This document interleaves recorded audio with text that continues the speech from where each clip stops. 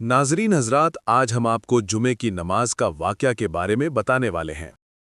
ये घटना उस समय की है जब हज़रत मोहम्मद सल्लल्लाहु अलैहि वसल्लम मक्का में थे और इस्लाम की शिक्षा दे रहे थे।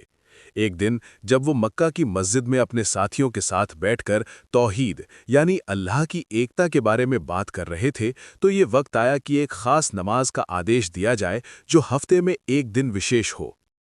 सूरह जुमुआ में अल्लाह ताला ने फरमाया, जब जुमे के दिन की आज़ान हो तो तुम लोग अल्लाह की याद में जुट जाओ और व्यापार छोड़ दो। ये तुम्हारे लिए बेहतर है अगर तुम जानते हो। ये आदेश मुसलमानों के लिए एक बहुत अहम बदलाव था। जुमे की नमाज को शुक्रवार के दिन बाकी दिनों से ज़्यादा खास माना गया। ये दिन ना सिर्फ नमाज के लिए बल्कि मुसलमानों के लिए एक महत्वपूर्ण सामाजिक और धार्मिक दिन बन गया। जुमे की नमाज की विशेषताएं। वक्त। जुमे की नमाज आम नमाज से थोड़ी देर बाद होती है। इसकी शुरुआत एक खास खुतबा यानी धर्मोपदेश से होती है, जिसे इमाम मस्जिद में अदा करते हैं। इस खुतबे में मुसलमानों को अल्लाह के रास्ते पर चलने, अच्छे काम करने और इस्लाम की शिक्षा को मानने की सलाह दी जाती है। समाज का एकत्रित होना।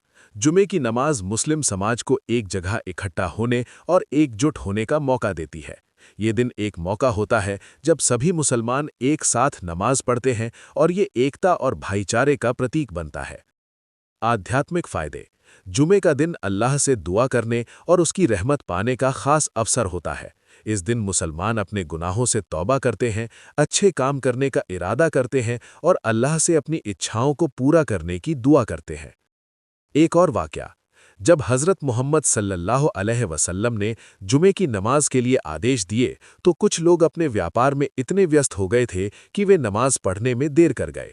इस पर अल्लाह की ओर से ये आयत नाजिल हुई, जुमे के दिन जब आज़ान सुनाई दे तो तुम लोग अल्लाह की याद में जुट जाओ और व्यापार छोड़ दो। सूरह जुमुआ 62.9। इस आयत ने ये साफ कर दिया कि व्यापार और दुनिया की चीज़ें ज़्यादा महत्वपूर्ण नहीं है, नमाज से बढ़कर कुछ नहीं है। इसलिए मुसलमानों को जुमे की नमाज का महत्व समझना चाहिए और इसे अपनी प्राथमिकता बनानी चाहिए। किस्सा। एक बार एक आदमी ने हज़रत मोहम्मद सल्लल्लाहु अलैहि वसल्लम से पूछा, अगर हमें व्यापार से मुनाफा हो रहा हो तो क्या हम नमाज में देर कर सकते हैं? हज़रत मोहम्मद सल्लल्लाहु अलैहि वसल्लम ने जवाब दिया, नहीं, तुम अपने कामों को अल्लाह के लिए छोड़ दो, अल्लाह तुम्हारे लिए उससे बेहतर देगा। इस प्रकार जुमे की नमाज सिर्फ एक धार्मिक काम नहीं है, बल्कि ये मुसलमानों के जीवन में अनुशासन और एकता का प्रतीक बन गई है। अल्लाह की दुआ। इस दिन को अल्लाह से अपनी मदद और रहमत प्राप्त करने के लिए एक खास मौका माना जाता है। मुसलमानों को इस दिन की नमाज के बाद विशेष दुआएं करने की सलाह दी जाती है ताकि वे इस दिन से ज़्यादा फ़ायदा उठा सके। ये पूरी घटना जुमे की नमाज के धार्मिक महत्व को समझाती है, जो मुसलमानों के लिए एक खास अवसर है।